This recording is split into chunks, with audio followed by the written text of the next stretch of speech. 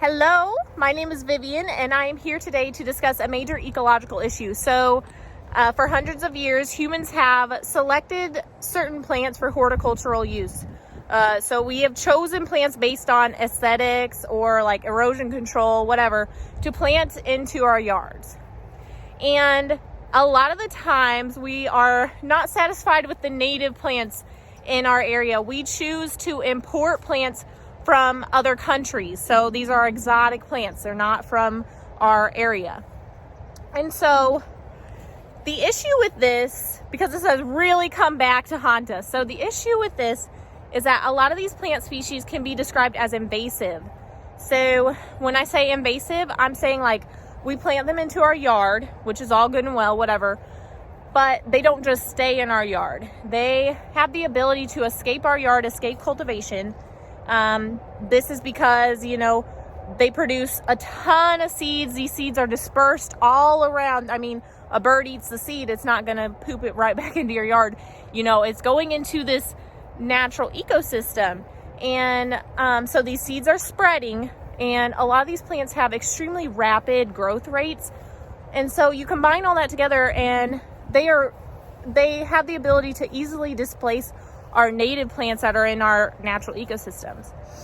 And so along with that, since these plants are non-native, they're exotic, that means that there are no pests, like no insects, that will control these species. And so if they're displacing our native plants and there's no insects that are around to eat them, they are able to completely wreck the entire ecosystem.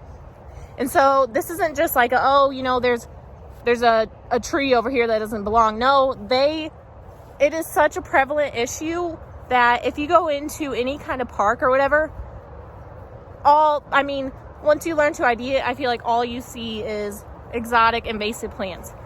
And so that is why this is such an important issue. It's so important that we learn, we educate ourselves, we become able to identify species that are local or species that are commonly found in our areas. And this way we can better control and manage for these species, especially because a lot of these can actually be found in our own backyards, our local parks, our neighbor's yard, whatever. And so in this video, I'm going to be discussing I think 7 or 8 species that are commonly found in Missouri. And I'm going to show you how to ID them as well as how to control and manage them. And then at the end, I'm going to provide some links for so that you can read up on more and read about the many other species that are out there. And so thanks for watching. Hope you enjoy.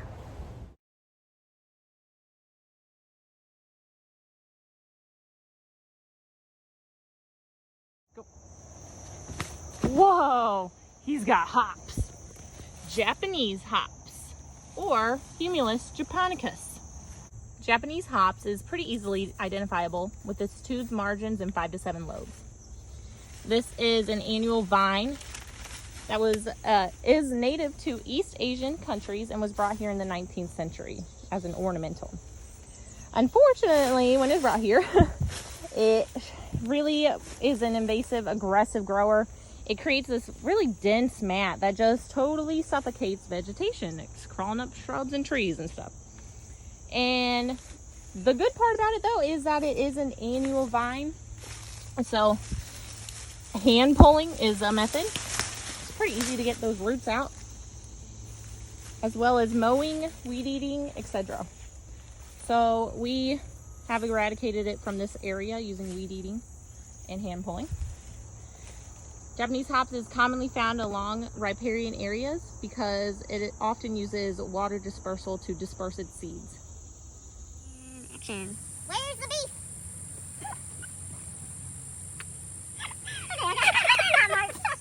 Action. Where's the beef? Beefsteak plant. It's Perilla frutescens. Here we have beefsteak plant, which is an herbaceous forb that is native to Asia. It's a traditional Asian crop that is used in cooking.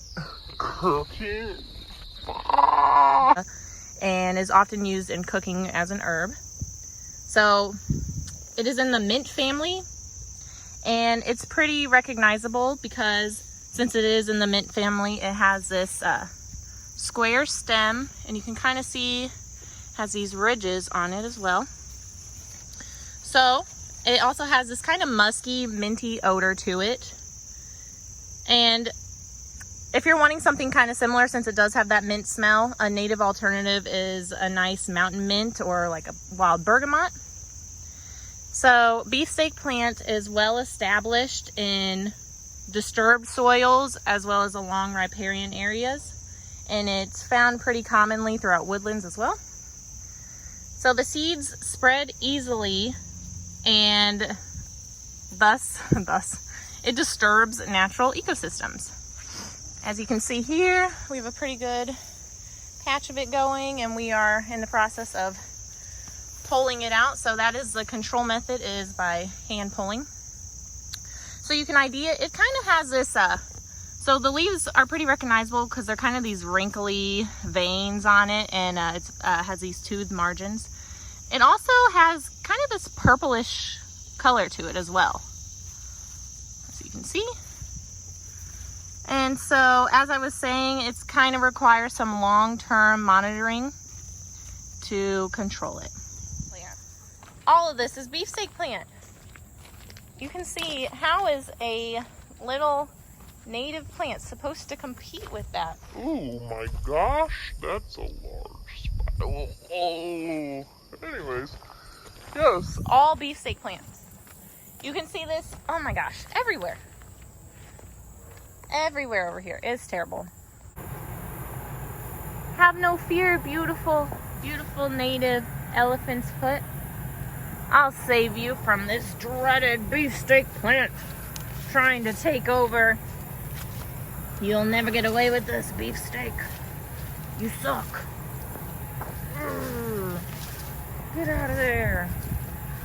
Let it breathe.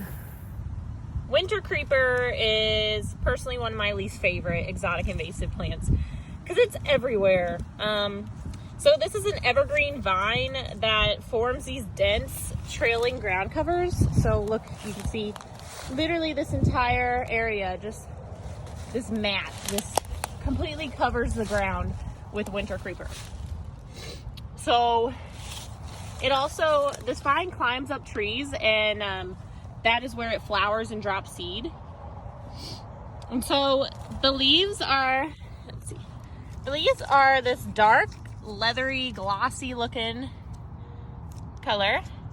The leaves are opposite on the stem.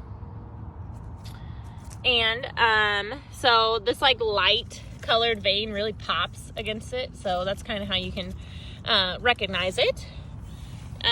Unfortunately, this is actually still sold at nurseries as a good as a good ground cover. However, it escapes gardens really easily, and as you can see, it's over here in our woodlands at the research center. And so here we are managing it using herbicide treatments. So it can be controlled, but unfortunately, it is extremely invasive. That is Wintercreeper.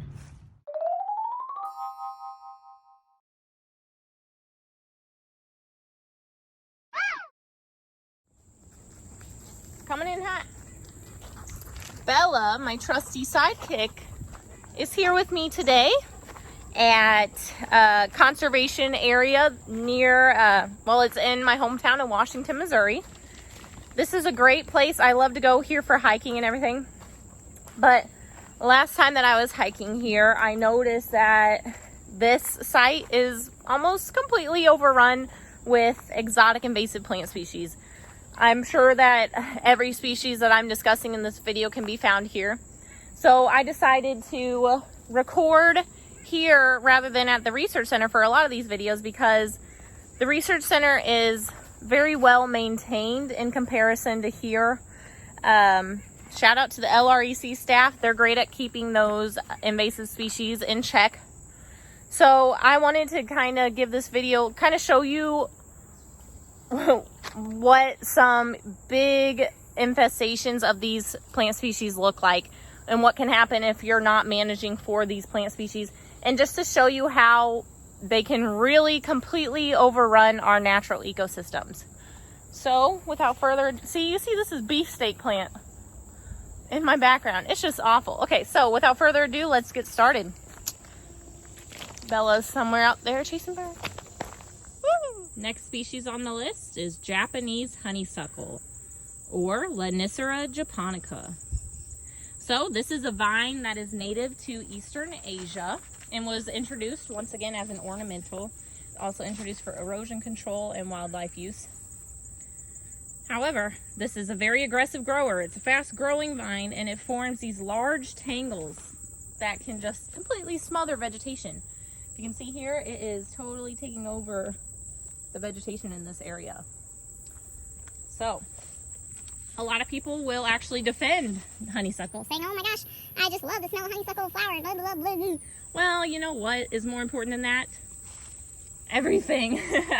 So to that I say, well, you know, there are native alternatives that are just as, if not more beautiful, i.e. coral honeysuckle, our native honeysuckle is so pretty, trumpet creeper, etc. So, how do you ID Japanese honeysuckle? Well, it is this twining vine that has these long tendrils that allow it to reach out and grab onto vegetation. It also has these fuzzy, let's see, these pubescent stems, if you can kind of see that, it's kind of fuzzy. There we go, the little fuzzy stems that are this kind of reddish brown to light brown. The leaves are simple ovate leaves, pretty small, they're like 1 to 4 inches long. And none of the leaves are joined at the base, you can see there. It's easy to ID it in spring when it gets its leaves early before our natives. And it often retains its leaves into winter as well. So that is a great way to ID it. It has those fall berries that form in pairs at the base of the leaves there. There's no berries around here, but they should be arriving soon with fall coming. So, how do you control Japanese honeysuckle? Well, you need to remove it by hand and apply specific herbicide containing glyphosate or triclopyr. There's your Japanese honeysuckle. Bella, what do you think? Bella says, screw Japanese honeysuckle. Let's get in some air conditioner. Ah, don't you just love... Oh, look at these beautiful natives doing so well. Ooh, this must be a great little ecosystem.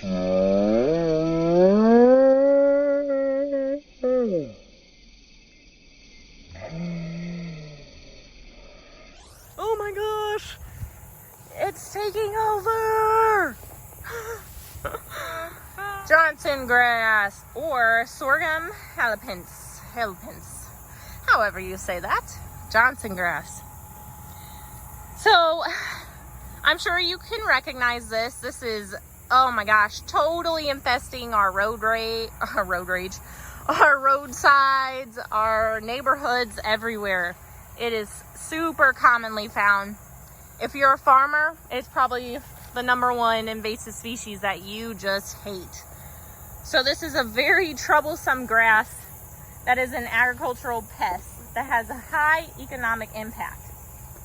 So a lot of these invasive species, I've just been talking about their ecological impact, how they affect the natural ecosystems, which of course that does fall back on us. But you have to also mention how a lot of these species like Johnson grass have an economic impact. So Johnson grass creates these infestations, as you can see here. These infestations that will limit crop production when they find their way into agricultural fields. So this is well adapted and has the ability to compete with crop plants and spread to new areas easily. According to Mizzou's Extension Lab, that's where I found this data. Oh, there's a plane. According to Mizzou, a single plant can produce 80,000 seeds and 275 feet of rhizomes. So those like spreading underground roots, 275 feet in a single growing season, a single plant. That is crazy to me. So because of its rhizomes and the ability to seed so easily, it is able to infest areas super easily. So actually, I feel like just a couple months ago, I want to say, I was here on site at the conservation area, and this was mowed literally probably not even 2 months ago. And I don't know if you can tell, but all that back there is Johnson grass. It is totally taking this over, and all over in other areas of the conservation site. So let me find one that's a little bit closer. So we're going to ID it here. Once you ID it in the field, it's you notice it everywhere. Now it's like that's all I see on roadsides and stuff. But anyway, so it is an upright perennial grass that is 6 to 8 feet tall. It has these hairless leaves with a prominent white mid-vein at maturity. So you can see the pretty prominent white mid-vein here on them. So the panicles, or the seed head, they're pretty large and they're broader at the top than at the bottom. Let's see if I can get a good one. And they kind of have this like purplish tint to them as well. Here's a good one. So how do you control Johnson grass? Ooh, let's get out of there. As with, don't mind the random dinosaur in the field. As with the other invasive species I'm discussing, prevention is key. You must attack it early on and attack it hard to try to control it. So you want to attack early to prevent spread of the rhizomes, to kill or weaken established plants, and to prevent the production of seed. So you can apply herbicide in the fall when more of the herbicide will be translocated to the roots. So that is Johnson grass. Making my way downtown, looking over, seeing nothing but Johnson grass. Da-da-da-da-da-da. Screw you, Johnson grass. Da-da-da-da-da-da. Screw you.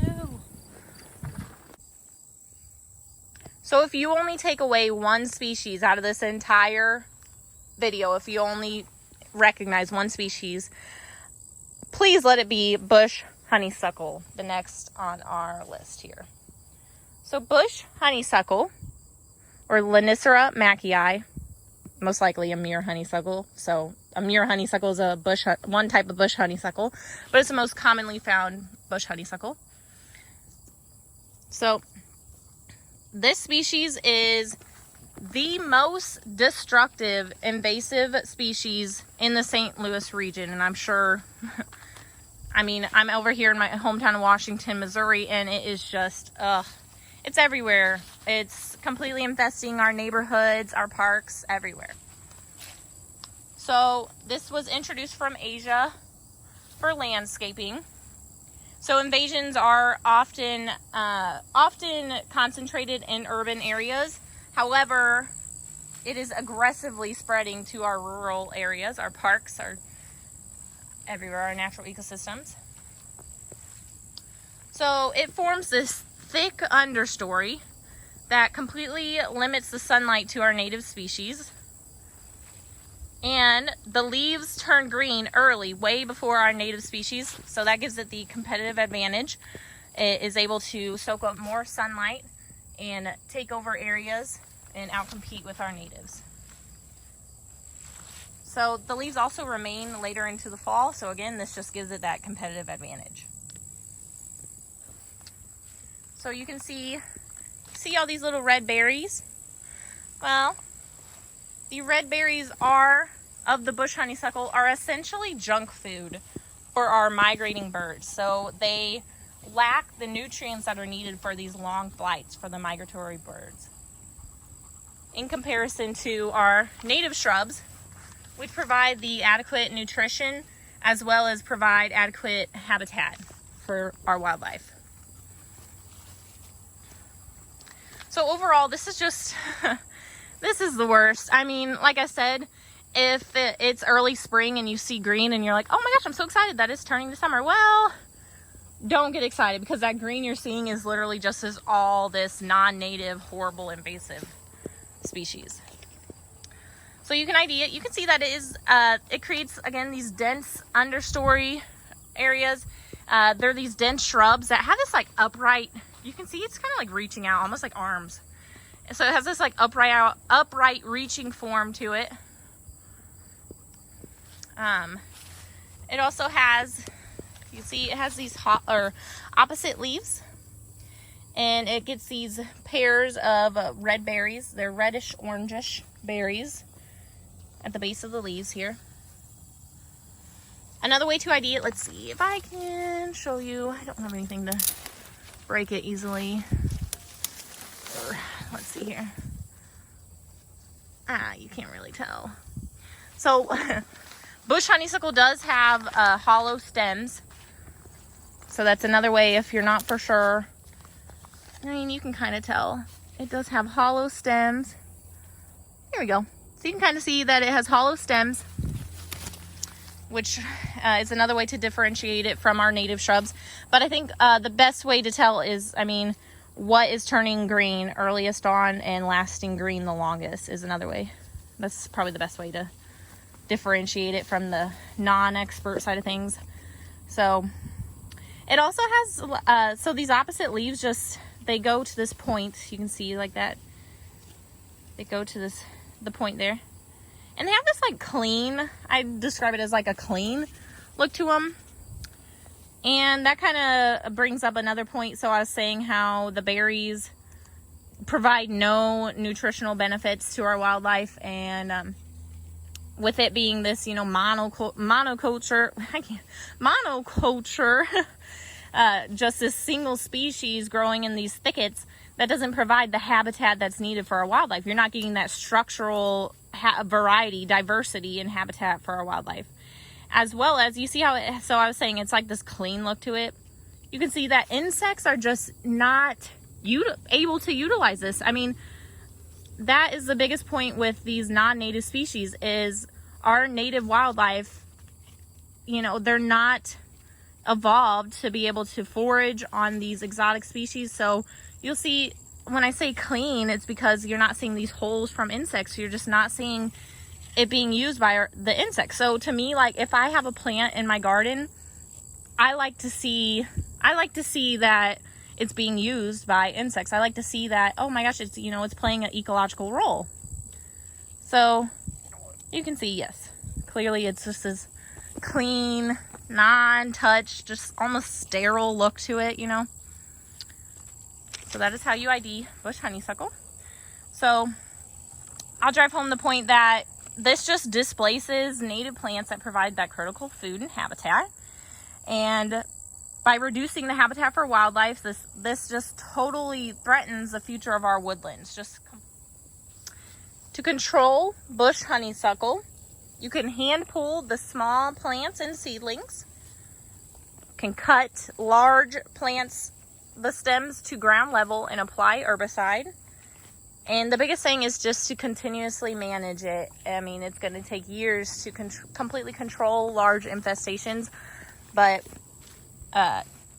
it's just important that if you see this in your own neighborhood or your local areas, you know, maybe volunteer to try to control it. If you see it in your yard, please remove it and control it, and do your best to just keep this under control before it continues to spread into our natural areas. A light in this bleak world is goldenrod, looking so beautiful, supporting those pollinators. You go, girlfriend. The next species I'll be discussing is Sericea lespedeza. So you can see here that Sericea lespedeza is a perennial forb. It is a highly aggressive species that has this tremendous seed bank which allows it to establish these dense stands. I can see here, just these total infestations. Large stands of Sericea lespedeza, that's a little bit of a tongue twister there, can produce hundreds of thousands of seeds. And these seeds will remain viable in the soil for 30 years. So it is also highly adaptable to a variety of soil conditions, which allows it to easily compete with our native species. So let's go ahead, let me grab one here, show you how to ID it. So the leaves are composed of these clusters of leaflets that are trifoliate. So you can see the three trifoliate leaflets here. And so these mini clusters of leaflets. And then also, let's see here, you can see that the flowers are these real delicate pea-like flowers. These creamy white color with this like purplish middle to the flower. And so we do have a native Sericea. I want to say that the name is lespedeza virginiana or something along those lines. But you can differentiate the native from Sericea lespedeza by looking at, one way to tell is, you see how it has those like conspicuous little points on the tip there? The native does not have that. The native has the rounded tip. So that is one way to differentiate this highly aggressive species. So, how do you control Sericea lespedeza? Well, this is one of those that it's like, if you see a few plants popping up, you need to get in there and control it as soon as you can. Because this is one that, like I said before, it just takes over entire areas like insane. It has crazy ability just to create these infestations. So, integrative management is the best approach. So that means combining a variety of methods to control the species. So mowing combined with herbicide, chemical control. We have hand-pulled Sericea, but it has these really intensely strong root systems that it makes it kind of difficult to hand pull it. So usually mowing it, and like I said, mowing and chemical control. So you can see here, Sericea lespedeza, just a nasty species. Rosa multiflora, aka Multiflora rose, is a species of rose that is a multi-stemmed thorny shrub that is native to Japan and East Asia. So this forms impenetrable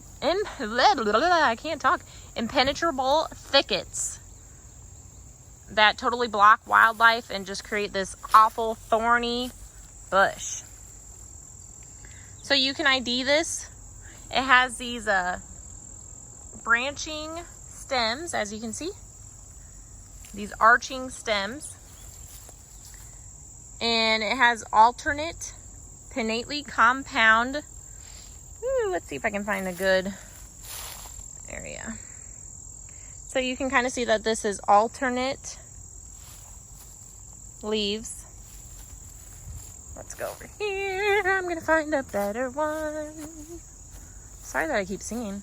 So we have alternate pinnately compound leaflets with 5 to 9 leaflets. I said that wrong. Alternate pinnately compound leaves with 5 to 9 leaflets. There we go. So, as I said, this is Multiflora rose. So this is in the rose family. And how can you tell it apart from our native roses? Because we do have some native roses out in the prairie. But here I am just in the woodlands. This is an understory shrub here. So you can tell it apart from our native roses because if you look here, let's see if it'll focus. You can see that here at the base here, is this kind of bristly, teethed area. It is a little prickly area. That is how you tell the difference. Our native roses do not have that at the base here at the petiole. So that is how you can tell that this is the non-native, aggressive, invasive Multiflora rose. So if you've ever tried to remove Multiflora rose from your, I am sorry that is not wanting to focus. So like I say, so if you have ever tried to remove Multiflora rose from your property or wherever, you know what a pain it can be with these nasty thorns, prickles, and all that. So how you control it. So the best method is to cut it and apply herbicide. So it does get these little white flowers in springtime as well. But kind of backtracking, sorry, I'm just talking all over the place. So it gets those white flowers in springtime, and that's another way to tell it apart from our native roses. Is our native roses are these larger flowers that are more pink of color. So this is Multiflora rose. Let's see, let me find the growth. Ooh, ouch. Here's a thicket of Multiflora rose just starting to totally swallow this wing stem. This is awful. It's just totally gonna suffocate it out here. It's everywhere. So that's how you can see how it's just over here about to swallow up this native plant. All those species I just discussed are just a few of the exotic invasive plant species found around the US. There are many more, and I encourage you to learn more so that you can better be aware of the world around you. So thanks for watching, and have a good day. And action.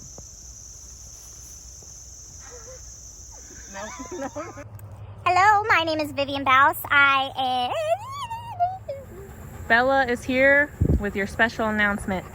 Say no to exotic invasives. Say yes to natives. Woo! She's very enthusiastic about the subject. All right, ladies and gents. Oh, hi, hello. It is Vivian, and in this video, I'm going to be. I found a new place to record, so that's a freaking. Oh, that bumblebee. Ah, hold on. Do not worry, guys. I got a picture of the bumblebee, and I identified it as the American bumblebee. I'm still working on my identification skills of bees, so don't mind me stuttering like that. Oh, there it is again. Oh, okay.